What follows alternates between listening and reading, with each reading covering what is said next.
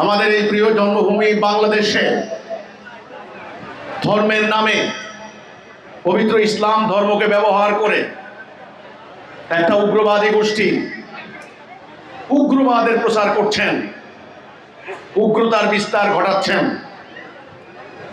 Mob সৃষ্টি করছেন, সাম্প্রদায়িক উস্কানি হামলা করছেন, মানুষের বাক স্বাধীনতা, মানুষের মানবাধিকার হস্তক্ষেপ করছেন।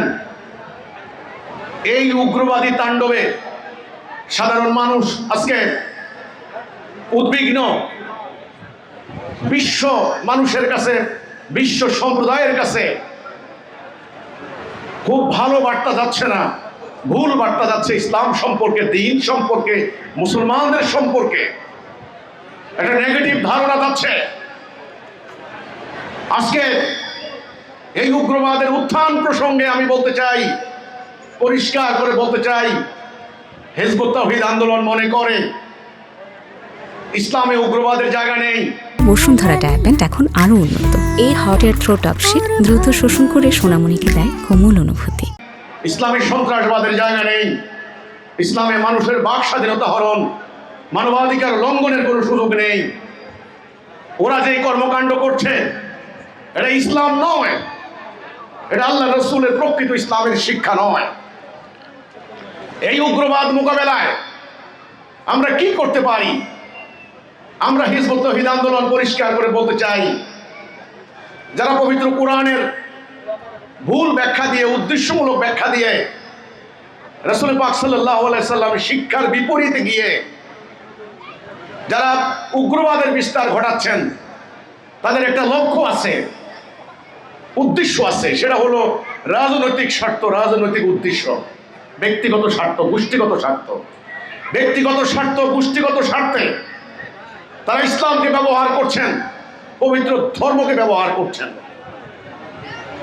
এই উগ্রবাদী গোষ্ঠী, এই সাম্প্রদায়িক অপশক্তি, এরা হচ্ছে সাম্রাজ্যবাদীদের হাতের পুতুল। এরা তাদের দামার গুটি হিসেবে ব্যবহৃত হচ্ছে। এখন একে মোকাবেলা করার জন্য সরকারগুলি কি করছেন? সরকারগুলি শক্তি প্রয়োগ করছেন, আইন শৃঙ্খলা বাহিনী তাদেরকে গ্রেফতার করছেন। অতীতেও আমরা দেখেছি, রিমান্ডে দিয়েছেন, পুলিশে দিয়েছেন, জেলে দিয়েছেন, ফাঁসি দিয়েছেন।